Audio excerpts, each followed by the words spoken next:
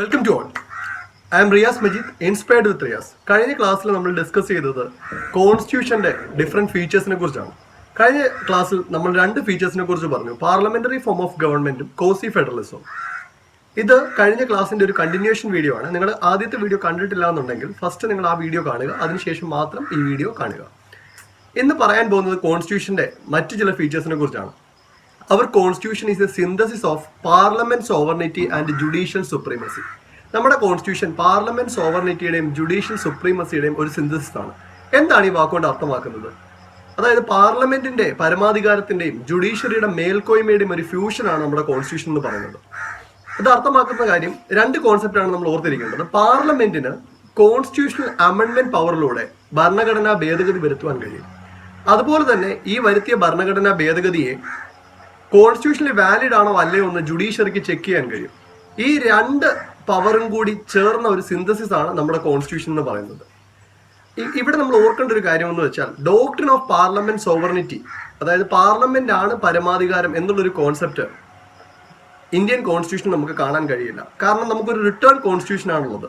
പക്ഷെ British example ആണെങ്കിൽ അവിടെ ബ്രിട്ടനിൽ പാർലമെന്റിനാണ് പരമാധികാരം. കാരണം അവിടെ ഒരു സിംഗിൾ ഡോക്യുമെന്റ് ആയിട്ട് ഒരു കോൺസ്റ്റിറ്റ്യൂഷൻ ഇല്ല. അടുത്ത കോൺസ്റ്റിറ്റ്യൂഷന്റെ ഒരു പ്രൊവിഷനാണ് ഫണ്ടമെന്റൽ റൈറ്റ്സ്. നമുക്ക് ഫണ്ടമെന്റൽ റൈറ്റ്സ് ഉണ്ട്. എന്താണ് ഫണ്ടമെന്റൽ റൈറ്റ്സ് എന്ന് പറയുന്നത്?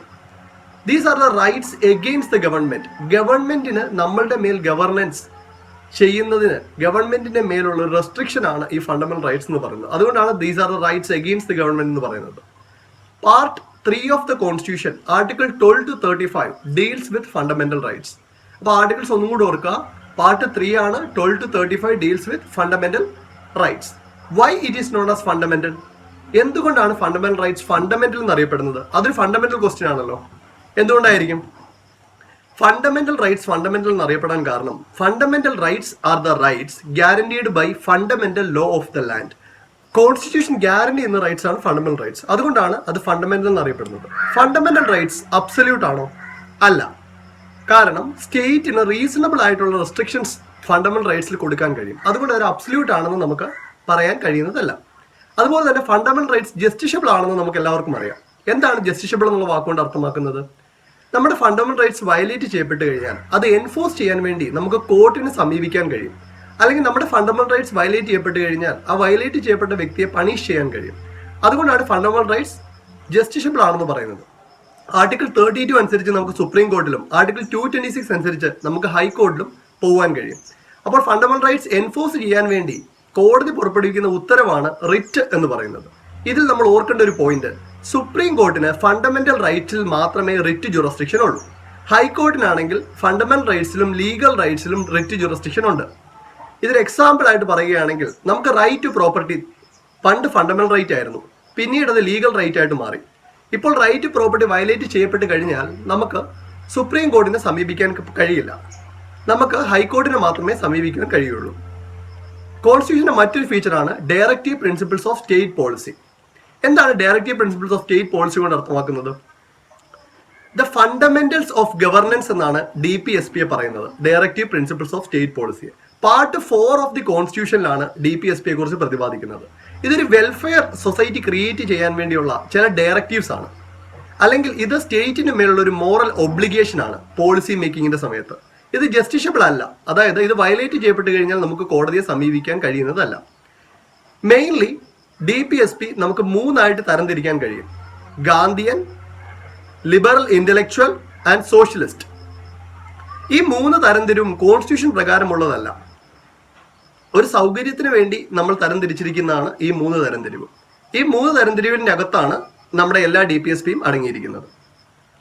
അതുപോലെ തന്നെ കോൺസ്റ്റിറ്റ്യൂഷന്റെ മറ്റൊരു പ്രൊവിഷനാണ് ഫണ്ടമെന്റൽ ഡ്യൂട്ടീസ്.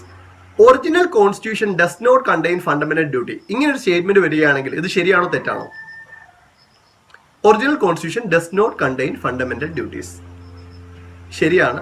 കാരണം ഒറിജിനൽ കോൺസ്റ്റിറ്റ്യൂഷൻ എന്ന വാക്കുകൊണ്ട് അർത്ഥമാക്കുന്നത് constitution during the time of enactment, constitution നിലവിൽ വന്ന സമയത്തുള്ള കോൺസ്റ്റിറ്റ്യൂഷൻ എന്നാണ് ആ വാക്കുകൊണ്ട് അർത്ഥമാക്കുന്നത്. ഫണ്ടമെന്റൽ ഡ്യൂട്ടീസ് പിന്നീട് നമ്മൾ ആഡ് ചെയ്ത് ചേർത്തതാണ്. 42nd അമെൻമെന്റിലൂടെയാണ് നമ്മൾ 10 ഫണ്ടമെന്റൽ ഡ്യൂട്ടീസ് ആഡ് ചെയ്തത്. അതിനുശേഷം 1 more fundamental duty we added. Now we have 11 fundamental duties. The last fundamental duty is added by 86th amendment. So fundamental ഡ്യൂട്ടിയുമായിട്ട് ബന്ധപ്പെട്ട 2 അമെന്റ്മെന്റ്സ് ആണുള്ളത്, 42nd amendment and 86th amendment. കോൺസ്റ്റിറ്റ്യൂഷന്റെ അടുത്തൊരു പ്രൊവിഷനാണ് emergency provisions. നമുക്ക് എത്ര type emergency ഉണ്ട്? Mainly നമുക്ക് 3 type emergency ഉണ്ട്. National emergency, state emergency and financial emergency. നമുക്ക് നോക്കാം നാഷണൽ എമർജൻസി ഏതൊക്കെ സാഹചര്യങ്ങളാണ് വരുന്നതെന്ന്. നാഷണൽ എമർജൻസിയുടെ ഗ്രൗണ്ട്സ് പറയുന്നത്, അല്ലെങ്കിൽ ഏതൊക്കെ സാഹചര്യങ്ങൾ നാഷണൽ എമർജൻസി പ്രഖ്യാപിക്കാം എന്ന് പറയുന്നത്, war, external aggression or armed rebellion.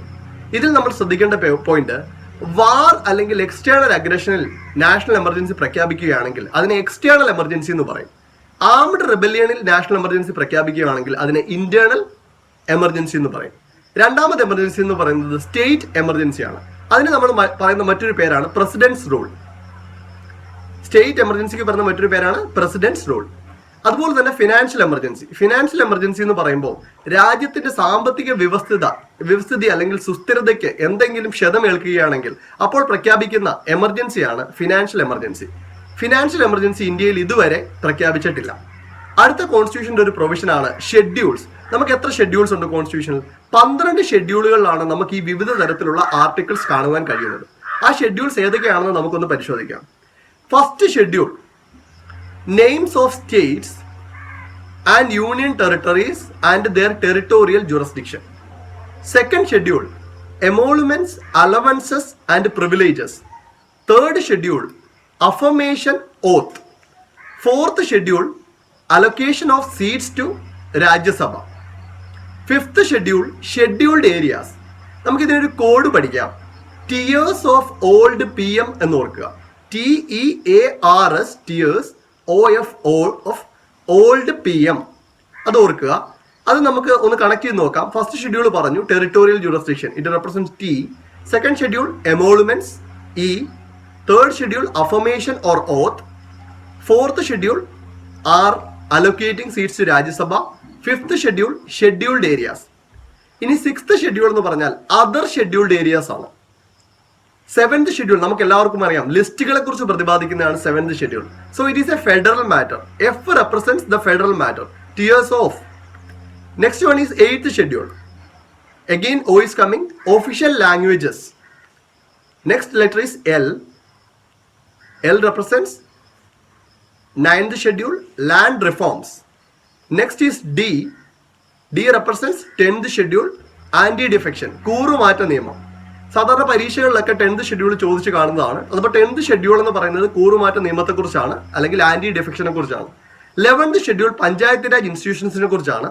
12th schedule മുനിസിപ്പാലിറ്റീസിനെ കുറിച്ചാണ്. ഇതാണ് മെയിൻലി നമ്മുടെ 12 ഷെഡ്യൂളുകൾ.